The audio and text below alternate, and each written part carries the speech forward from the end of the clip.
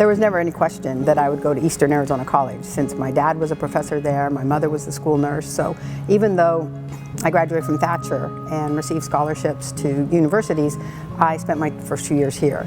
And I'm very glad I did.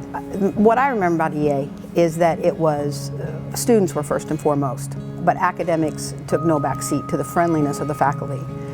It was here at EA that I progressed into a journalist. In high school, I was editor of my high school newspaper, and then at Eastern Arizona College, Glenn Burgess had been here for a number of years, and I was lucky enough to work on his paper and become editor of the Gila Monster while I was here. And we printed the paper at the Courier.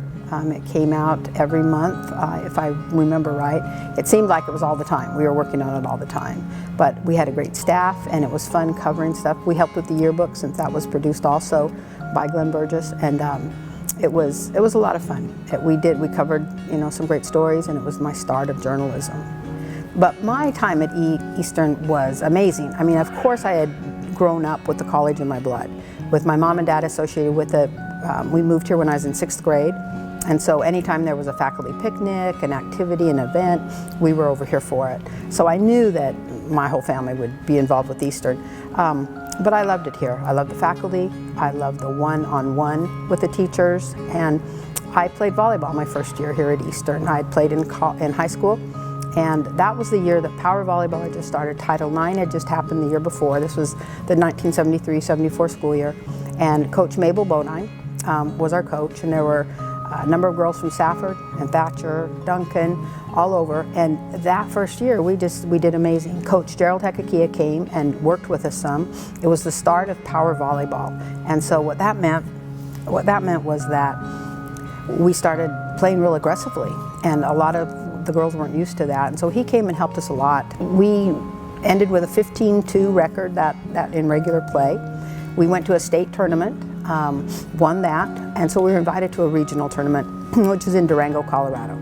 And I can remember, the college didn't have a lot of money back then, so you know, it was a quick trip up. I think maybe we spent one night in a hotel.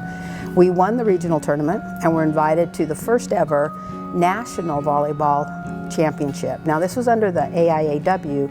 It would be a few years later that the NC2A would take over community college sports. So this was really the first national championship tournament that EA's volleyball team went to. And you know, here we were, Eastern Arizona College, and we went to it was held in Miami-Dade, at Miami-Dade Community College, huge school.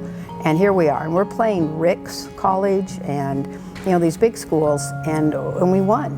We came through some pool play, and we were very surprised and excited when we won. But we were very honored to go and excited when we got back that there was a little welcome back party that we had arranged. It was a fun trip. For most of us, we had never been, I had never been east of the Mississippi. Most of them had never been out of Arizona or on an airplane.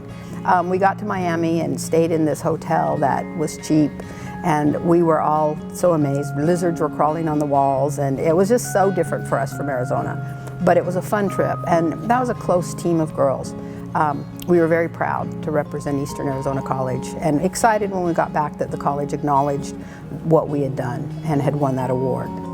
I mean, so many of my friends, Linda Smith, her dad taught here, Wendy Sorensen, her dad taught here. So my friends were all associated with Eastern too. I loved taking classes from my dad. I had biology from him. You know, he was an amazing teacher. And as his daughter, I, tried to be objective, and I still think he was an amazing teacher. But he said that it wasn't hard having me in class. The hardest thing he ever did was having my friends in class, because they knew him as my dad, and so they'd talk and stuff, and it was just really hard for him. But I never met anyone who didn't love my dad. I mean, anywhere I go in the state, people go, "Oh, I had your dad. He was my biology teacher." And Dad was having surgery one time, and his anesthesiologist said, "Oh, Mr. Johnson, I was in your biology class." And my dad said, "I certainly hope you were good in my," and you've learned a lot since then. But it was fun taking classes from him. I'm Yvonne Johnson, and I'm a fighting Gila Monster.